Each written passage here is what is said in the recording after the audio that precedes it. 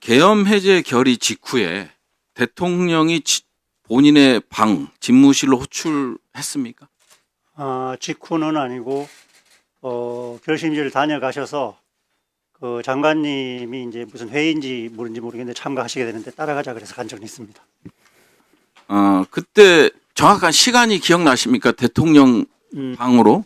시간은 정확하진 않지만 2시, 02시 한 40분에서 50분 그 사이에 거기서 무슨 지시를 하셨습니까?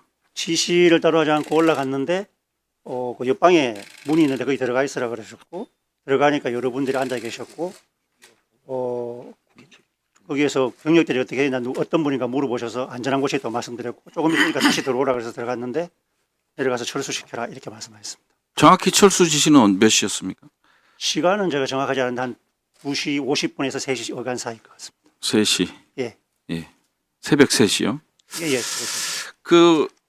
지난달 23일 날 윤석열 대통령이 헌법재판소 변론 기일 날 계엄 해제 요구 결의가 나오자마자 그러면 1시죠? 바로 장관과 계엄 사령관을 즉시 제 방으로 불러서 군 철수를 지시했다. 계엄 사령관님 말씀하고 좀 다릅니다. 새벽 3시하고 이 해제 결의 직후 좀 다르죠? 한 2시간 텀이 있네요. 개념이 어떤지 잘 모르겠는데 하여튼 그 2시 40분에서 50분에 갔었어요. 그때 누구 있었어요? 2시 40분에 갔을 때 당시에 정확하게 기억나는 사람만 말씀. 비실장님만 기억나고 다른 분들은 제가 잘 모르겠습니다. 정진석 비서실장만 기억나고 기억이 안 난다는 말씀이죠. 대통령 진술과 계엄사령관의 우리 증언이 좀 상이하네요. 예, 알겠습니다. 들어가셔도 좋습니다.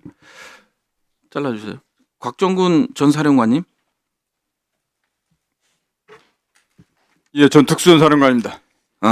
몇 가지 확인 좀 할게요. 12월 3일 날 이후에 대통령과 비아폰으로 몇 차례 통화했습니까? 12월 3일 날 헬기 투입할 때 23시 45분 한 번 하고 12월 4일 날 00시 20분 하고 30분 어간 때 한 번, 그 2번 직접 통화했습니다. 대통령이 군대 이제 특전사를 철수하라는 지시가 있었습니까? 그런 지시는 하지 못했습니다. 끌어내라는 지시는 있었어도 예.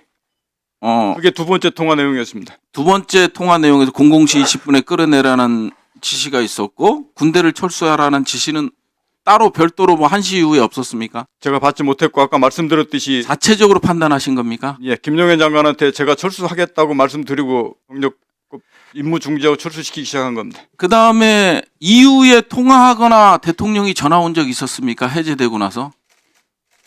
그 이후는 없었고 12월 6일 날 한 번 오전에 비아폰으로 전화 온 것이 있었는데 저는 제가 안 받았다고 말씀드렸습니다. 6일 날 전화 올 이유가 없는데 전화가 왔네요. 대통령으로부터. 예. 그리고 자꾸 이제 뭐 제보 하면서 하는데 명확히 해주셔야 될 것 같아요. 제가 이제 나중에 불러서 갔지만 민주당이 회유한 적이 있습니까?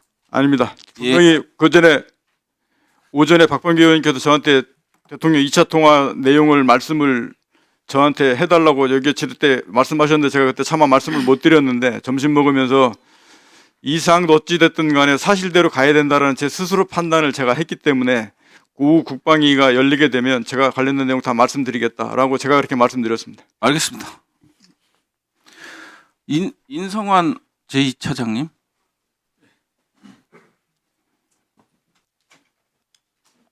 예, 안보실 2차장입니다. 예. 이 차장의 주요 임무는 주로 군과 관련된 거겠죠? 예. 그리고 예. 우리 군의 지휘 체계는 유엔사, 연합사, 그다음에 합참 복잡하게 얽혀 있죠. 예. 예. 정전 협정 관리는 유엔사가 하고 그다음에 전시 및 평시 일부 코다죠. 연합 권한 이인과 관련된 거는 연합사에서 하고 그다음에 평시 작전 통제는 합참에서 수행하죠. 예. 예. 그러면 적경 지역에서나 북한 지역 군사작전 수행 시에 안보실로 보고는 됩니까? 안보실은 그런 작전에서도 관여하지 않습니다. 전혀 관여하지 않습니까? 저희가 그런 지휘 체계 자체가 없습니다. 아니 보고를 하냐 이거예요. 저희한테 보고하지 않습니다. 그럼 안보실은 뭘 해요? 안보실은 군사 사항을 관장하는 것이 아니라 국방 안보를 담당합니다. 예, 국방 2차장이 안보만. 보면 제가 국방 안보입니다. 예. 예. 안보실에서 주도해서 예. 평양 무인기 사건을 주도했다. 이런 제보가 있었어요. 한 복수의 관계자로부터. 알고 있습니다. 예. 드론 사령관은 몇 번 만났습니까? 드론 사령관은 전임 드론 사령관은 제가 드론 사령관 방문했을 때 만났고 네. 그 다음 드론 사령관은 8월인가 9월에 저한테 와서 보고를 한 번 했습니다. 예, 알겠습니다. 한 번씩. 예, 들어가셔도 좋습니다. 예, 장관 직무대행님. 예, 직무대행입니다. 예, 그 적경 지역하고 북한 지역에서 군사작전 수행 시에 당연히 국방부 장관한테는 보고가 되겠죠? 예, 합참에서 주로 작전이 수행이 되고 관련된 내용은 국방부에 같이 공유를 합니다. 미군에도 사전 협의가 이루어지겠죠?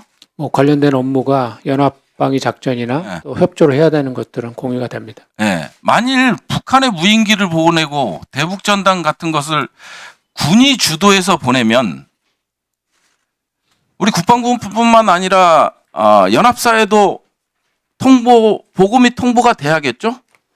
글쎄 뭐 그런 그런 게 맞는 거죠.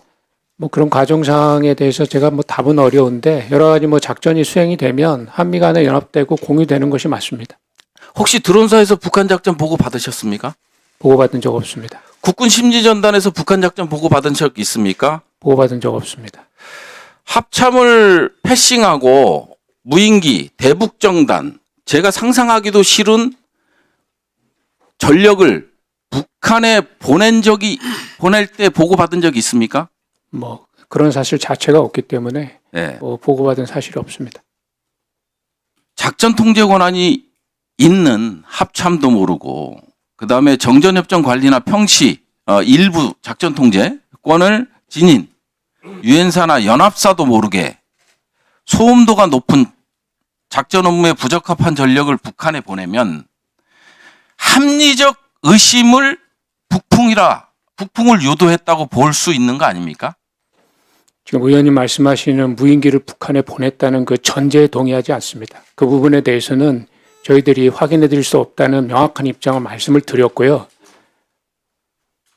네. 어찌됐든요, 경로랑 이런 걸 다 받았어요. 물론 NCND 하는 것도 중요하죠. 안보적인 차원에서 북한에 보내는 거. 물론 일반론적으로 여쭤볼게요. 우리는 획득 절차가 있죠.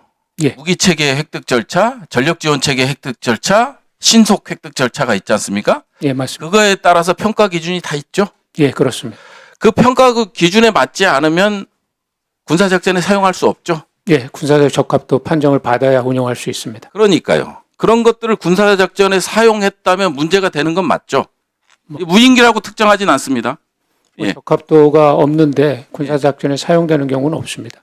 그러니까요. 예. 그러니까 북풍 유도라 볼 수 있는 거 아니겠습니까? 이상입니다.